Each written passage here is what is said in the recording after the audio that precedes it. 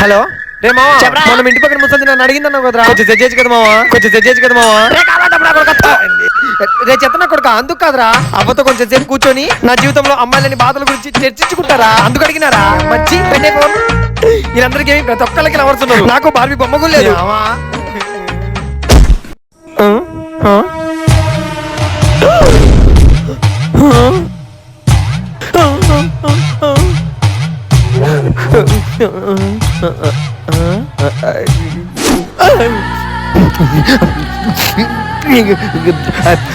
ఇదిగో ఇది ఇదిగో ఇది ఇదిగో దిశ దిశ నిమ్మకాయ రసం తాగిన.